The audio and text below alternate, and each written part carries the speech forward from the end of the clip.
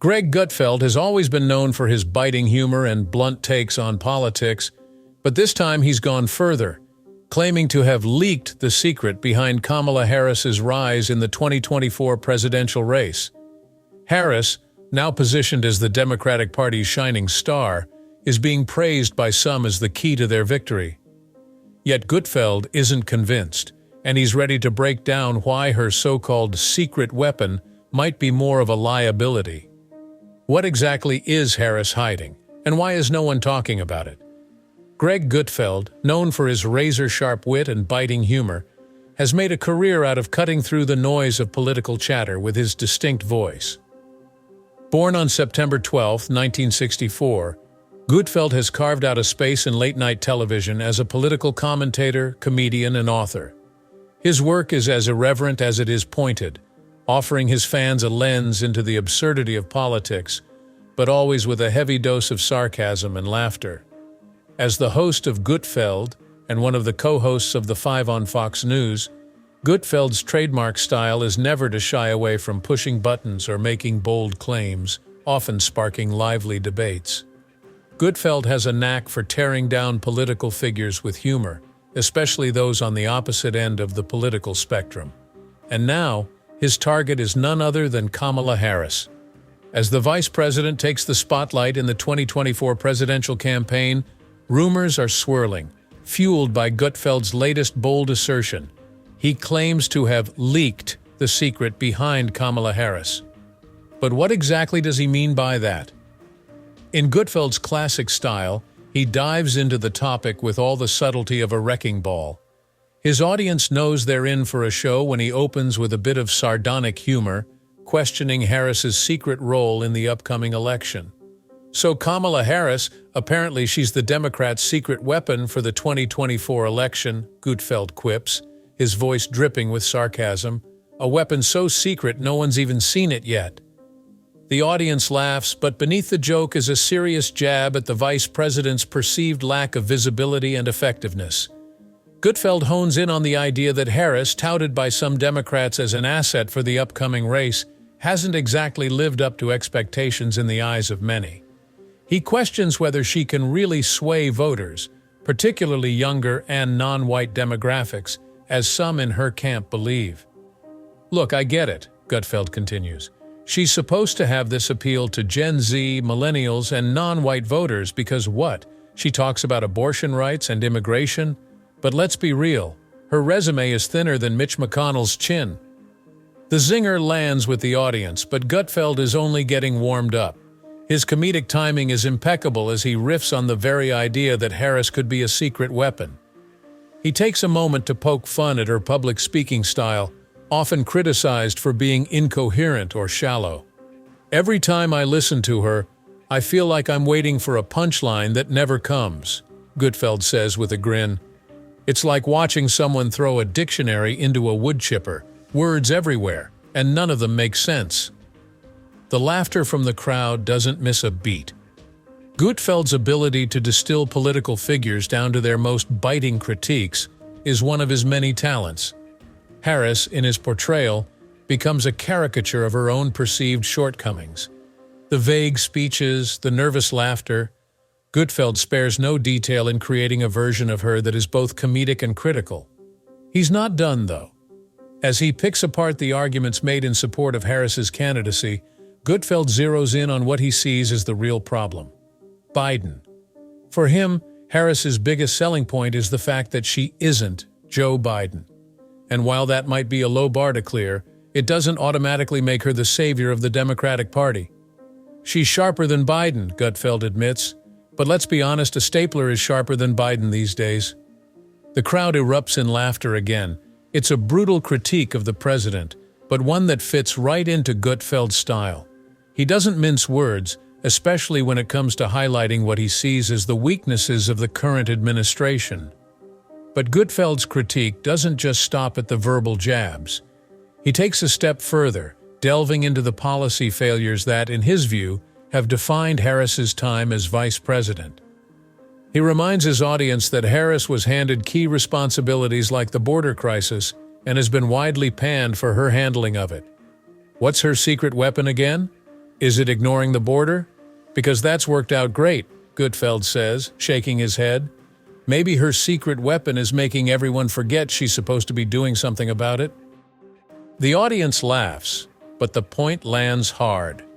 Gutfeld is hitting on a major criticism that has plagued Harris throughout her tenure, her inability to tackle the significant issues she's been assigned. And for Gutfeld, this is emblematic of a broader problem with the Democratic Party's strategy. Harris, he argues, is being propped up not because of her accomplishments, but because of what she represents. They don't care if she's done the job, Gutfeld claims. They care that she looks the part, they want diversity, inclusivity, and all that stuff, but actual results? That's a little less important. It's here that Gutfeld begins to reveal what he means by Harris being a secret weapon.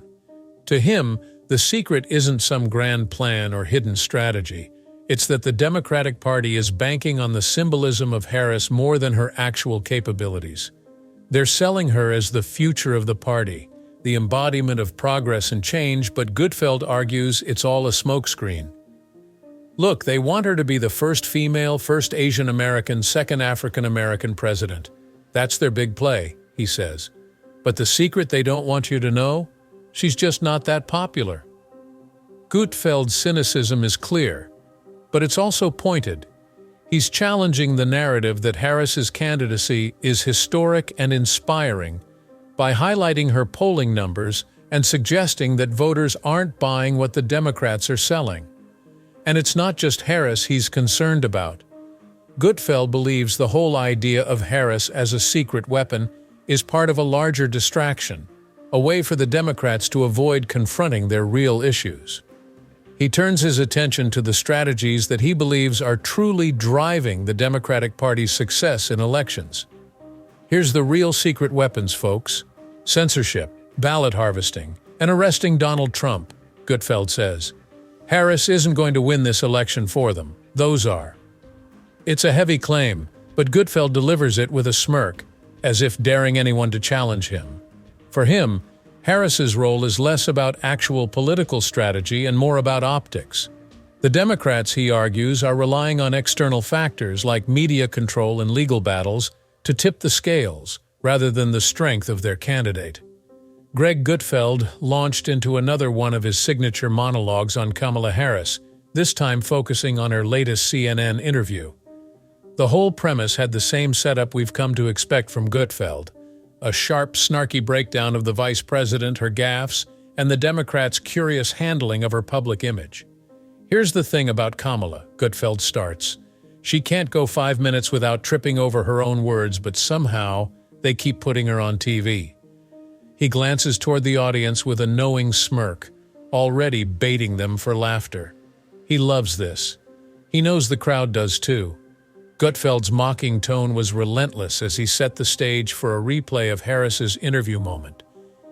He didn't hold back on the absurdity of her non-answers, the meandering stories, and her infamous laugh, which at this point has become an expected punchline for any Harris-related discussion on his show.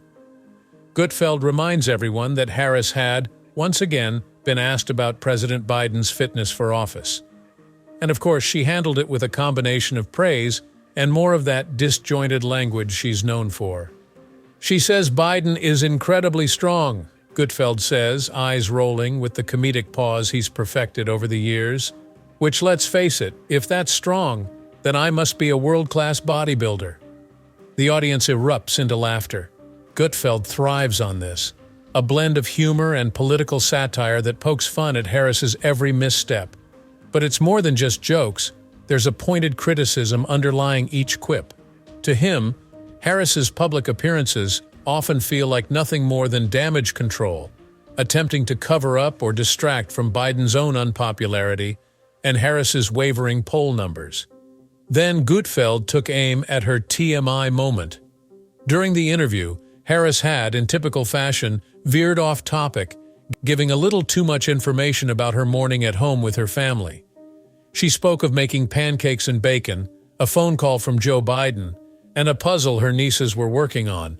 For Gutfeld, this was a prime opportunity to lean into the ridiculousness. "I was on the edge of my seat," he deadpans. wondering if the kid ever got more bacon. His expression barely hides his amusement. Because let's be real, the bacon is the only part of that story that makes sense. He paints a picture of Kamala sitting in her kitchen, kids clamoring for more food while she's dodging political questions. And in Gutfeld's world, this scene was not just humorous but symbolic of her political approach. An avoidance, a distraction, always moving away from the hard questions with irrelevant anecdotes. For him, that's Harris in a nutshell. But it wasn't just the pancake story that caught his attention. When pressed on her stance on fracking, something she once claimed she would ban, Harris tried to walk back her words without really addressing the issue. Gutfeld recapped the interaction, highlighting the sheer contradictions that seemed to pile up every time she opened her mouth. She said she was against fracking in 2019. Now, she says she'll never ban fracking. But somehow her values haven't changed, Gutfeld says, throwing up his hands in mock confusion. So what is it? Did fracking magically become eco-friendly overnight? He continues with his biting humor, playing to the idea that Harris, like so many politicians, bends her words to fit whatever narrative is needed at the moment. But with her, Gutfeld argues, it's even more glaring because she stumbles through her explanations. She struggles to sound coherent, which makes her contradictions even easier to spot. And then, of course, Gutfeld couldn't resist one final jab at her bizarre use of language, something that's been a recurring theme in his criticisms of Harris. During the CNN interview, she had once again found herself caught in a spiral of vague, nonsensical phrases, talking about the importance of deadlines around time when discussing climate change. What does that even mean? Gutfeld asks, laughing as he shakes his head. Deadlines are literally based on time. She's talking in circles and she doesn't even realize it. It's these kinds of Harris-isms that Gutfeld latches onto. Her speeches, in his view, are like word salads with no nutritional value. Just a jumble of phrases meant to sound important, but failing to actually convey anything of substance. It's low-hanging fruit for Gutfeld, and he knows it. The crowd, as always, eats it up. But beyond the humor, Gutfeld raises an interesting point.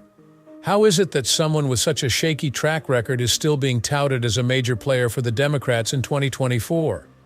For him, it's not just about Harris's individual failures, but about what her candidacy represents, a deeper issue within the Democratic Party, where identity and symbolism seem to trump results and capability.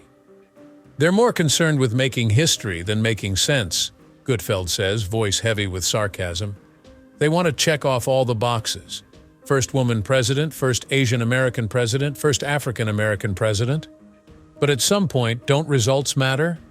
He lets the question hang in the air, knowing full well it's rhetorical.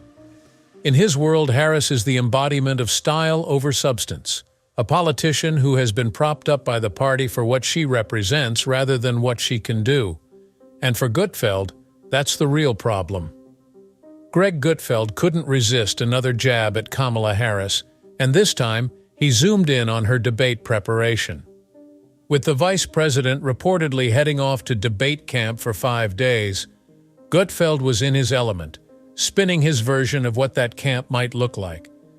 He imagined the whole scene like a twisted summer retreat, complete with sing-alongs, s'mores, and maybe even some pin-the-tail-on-Trump games. But beneath the jokes, Gutfeld's real criticism was clear. Harris is being overly coached and yet still struggling to find her footing on the national stage. The problem, as he sees it, is that the more she tries to distance herself from Joe Biden, the more she aligns with Donald Trump. She's stuck in a weird limbo, unable to either fully embrace her record with Biden or outright reject it. And when it comes to differentiating herself, her track record on issues like Afghanistan and the border only highlights how deeply entangled she is with Biden's policies. Gutfeld teased her upcoming debate strategy, sarcastically noting how MSNBC reported she might have to lay the blame for certain missteps, like the Afghanistan withdrawal, squarely at Biden's feet. But as Gutfeld points out, that strategy only digs her deeper into a hole. After all, wasn't she the one in the room with Biden during those key moments? Wasn't she the one making decisions? To distance herself now would be like trying to erase her own involvement. The real kicker came when Gutfeld honed in on Harris's infamous ability to get rattled. He reminded viewers of the time Tulsi Gabbard took her apart on stage during the 2020 primary debates. Gabbard's attack on Harris's record as a prosecutor, particularly her jailing of people for marijuana offenses, left the then-candidate visibly shaken. Gutfeld, in his usual fashion, couldn't help but suggest that all it takes is one unexpected blow to throw her off her game. It's in those moments when Harris is pushed off script that her weaknesses become most apparent, and Gutfeld predicted Trump would be aiming for exactly that, trying to unhinge her just like Gabbard did. He also made sure to poke fun at Harris's tendency to talk in circles. Her famous word salads make for great comedy fodder, and Gutfeld didn't waste the opportunity. He quipped about her overuse of phrases like the passage of time, and how she often speaks without actually saying much of substance. It's something viewers have noticed too. A lot of words, but little meaning. Gutfeld knows how to take these moments and turn them into punchlines that his audience will eat up. Then there was the topic of reparations. Gutfeld unearthed an old clip from 2019 where Harris laughed while promising to sign a bill that would study reparations for the descendants of enslaved Africans. It's not the first time she's been caught laughing at inappropriate moments, and Gutfeld used it to emphasize her detachment from the gravity of such policies. He turned the whole idea on its head, with his co-host Tyrus chiming in about how impractical reparations are in the modern context. Who's really entitled to reparations when history is so complex, and when almost everyone has ancestors who suffered at some point? The humor here wasn't just in mocking Harris's reaction, but in highlighting the absurdity of the logistics behind such a policy. And speaking of absurdities, Gutfeld couldn't resist pointing out Harris's shifting accents. A clip surfaced of Harris speaking with one accent in Detroit and a noticeably different one in Pittsburgh.